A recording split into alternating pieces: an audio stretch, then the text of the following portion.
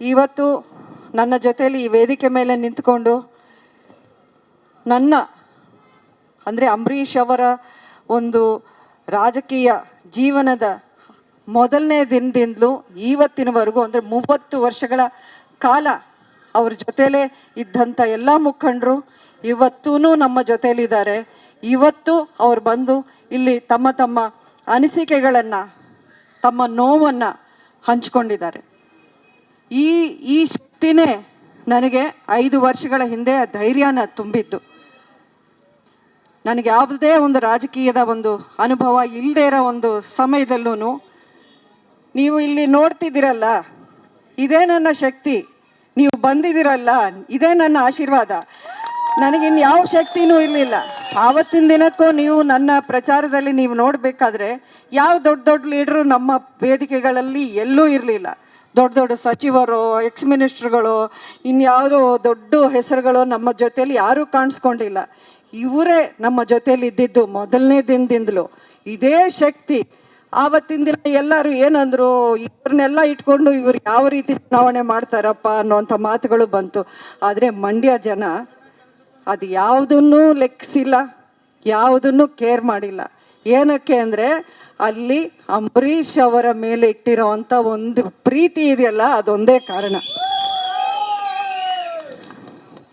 ಇವಾಗ ಮಾತಾಡಿರೋದ್ರಲ್ಲಿ ಒಬ್ರು ಹೇಳಿದ್ರು, 5 ವರ್ಷಗಳು ಯಾವ ರೀತಿ ನೀವು ಕಷ್ಟವನ್ನು ಅನುಭವಿಸಿ, ಏನೇ ತೇಜೋವಧೆ ಆದರೂ, ಏನೇ ನೀವು ಫೇಸ್ ಮಾಡಿದ್ರು, ಅದನ್ನು ನೀವು ತಡ್ಕೊಂಡು 5 ವರ್ಷಗಳು ನಿಮ್ಮ ಕೈಲಾದಷ್ಟು ನೀವು ಸೇವೆಯನ್ನು ಮಾಡಿದ್ದೀರಾ ಅಂತ. ಹೌದು, ನನಗೆ ನೋವಾಗಿರ್ಬೋದು, ಕಷ್ಟನೂ ಅನುಭವಿಸಿರ್ಬೋದು, ಕಣ್ಣೀರು ಹಾಕಿರೋ ದಿನಗಳು ಇದೆ, ಇಲ್ಲ ಅಂತ ನಾನು ಹೇಳಲ್ಲ. ಆದರೆ ನನ್ನ ನೋವು ಮುಖ್ಯ ಆಗಿರಲ್ಲ ನನಗೆ. ಇವತ್ತಿನ ದಿನಾನೂ ನಿಮ್ಮೆಲ್ರಿಗೂ ಗೊತ್ತೇ ಇದೆ, ಎಲ್ಲೆಲ್ಲೋ ನನಗೆ ಸ್ವಾರ್ಥ ನಾನು ನೋಡಿಕೊಂಡು ನನ್ನ ಹೆಜ್ಜೆನ ನಾನು ಹಾಕ್ಕೊಳ್ಬೋದಾಗಿತ್ತು. ನನ್ನ ತೀರ್ಮಾನ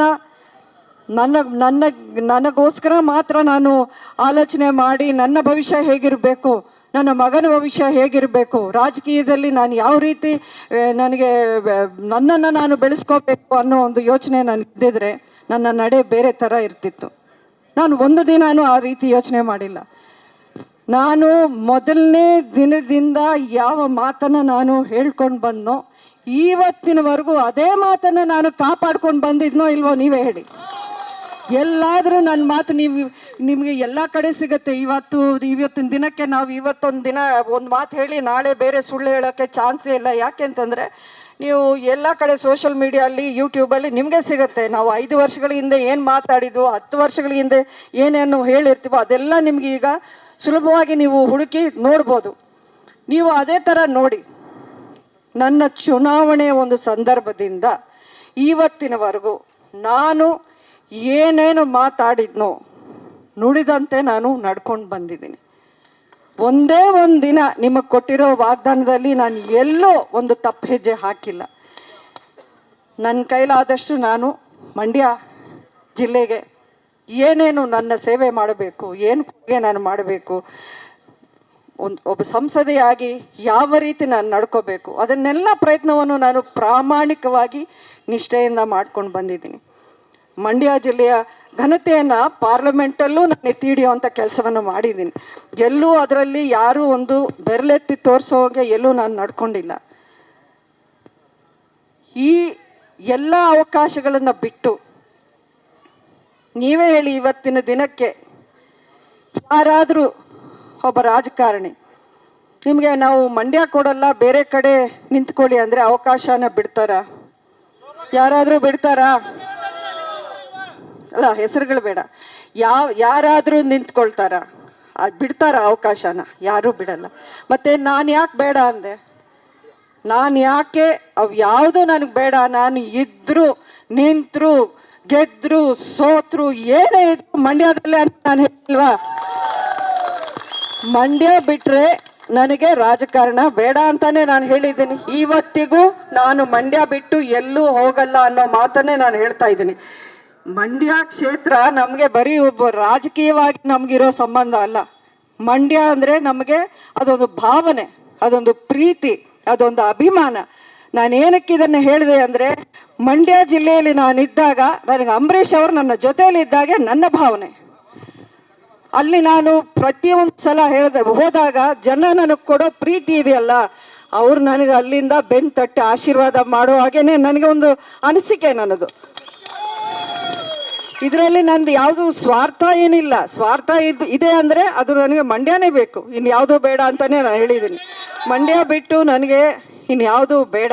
ಅದು ಅವತ್ತೇ ಆಗಲಿ, ಇವತ್ತು ಆಗಲಿ, ನಾಳೆ ಆಗಲಿ, ಮುಂದಕ್ಕೆ ನಾವಿರೋವರೆಗೂ ಆಗಲಿ, ಅದರಲ್ಲಿ ಎರಡನೇ ಮಾತಿಲ್ಲ.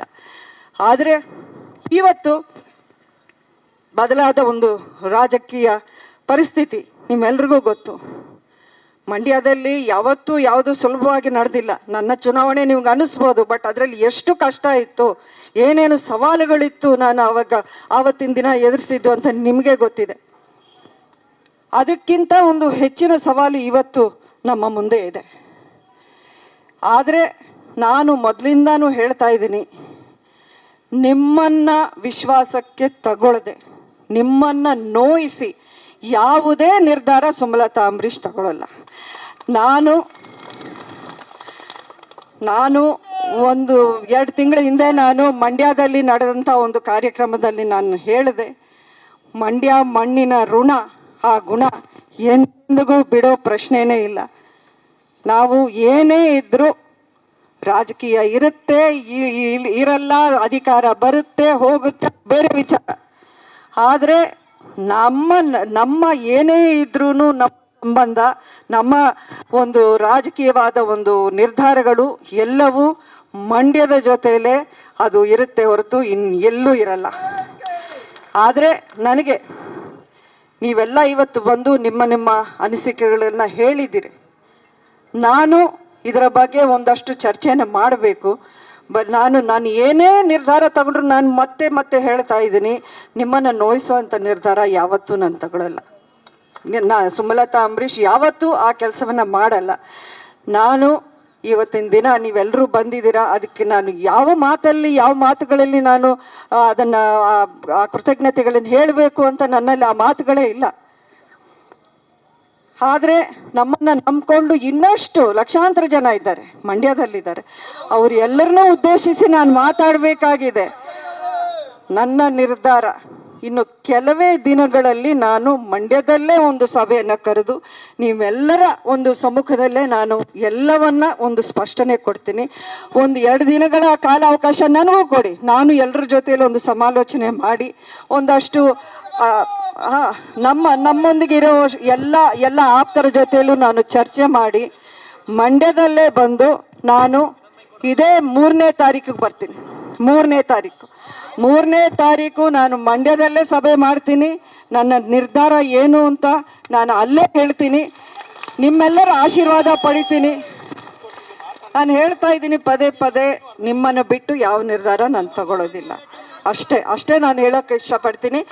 ನಿಮ್ಮೆಲ್ಲರ ಈ ಪ್ರೀತಿ ಆಶೀರ್ವಾದ ಇದೇ ನಮಗೆ ಶ್ರೀರಕ್ಷೆ. ನಿಜಕ್ಕೂ ಅಂಬರೀಷ್ ಅವರು ಮಾಡಿದಂಥ ಒಂದು ಸೇವೆ, ಆ ಪುಣ್ಯ ನಮಗೂ ಸಿಕ್ಕಿದೆ. ನಿಮ್ಮಗಳ ಪ್ರೀತಿ ಆಶೀರ್ವಾದ ನಮಗೂ ಸಿಕ್ಕಿದೆ. ಇದು ಎಂದೆಂದಿಗೂ ಹೀಗೆ ಇರಲಿ ಅಂತ ನಾನು ಕೇಳ್ಕೊಡ್ತೀನಿ. ಮತ್ತೊಮ್ಮೆ ನಿಮಗೆ ತುಂಬ ಹೃದಯದ ಧನ್ಯವಾದಗಳನ್ನ ಹೇಳ್ತಾ ನನ್ನ ಮಾತು ಮುಗಿಸ್ತೀನಿ.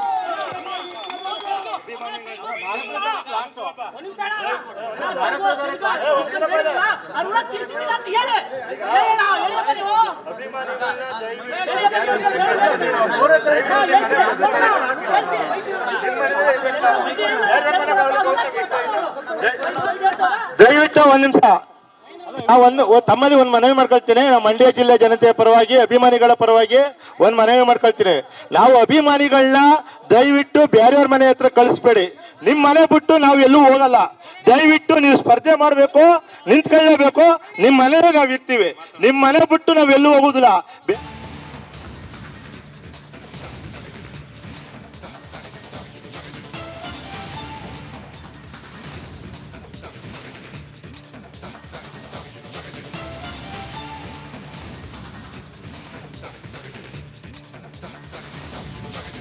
ಸುಮಲತಾ ಅವರು ಆಪ್ತರ ಜೊತೆಯಲ್ಲಿ ಸಮಾಲೋಚನೆಯನ್ನ ನಡೆಸಿ 3ನೇ ತಾರೀಕಿಗೆ ತಮ್ಮ ನಿರ್ಧಾರವನ್ನ ಪ್ರಕಟಿಸಲಿಕ್ಕೆ ಮುಹೂರ್ತವನ್ನ ನಿಗದಿ ಮಾಡಿದ್ದಾರೆ. 3ನೇ ತಾರೀಕು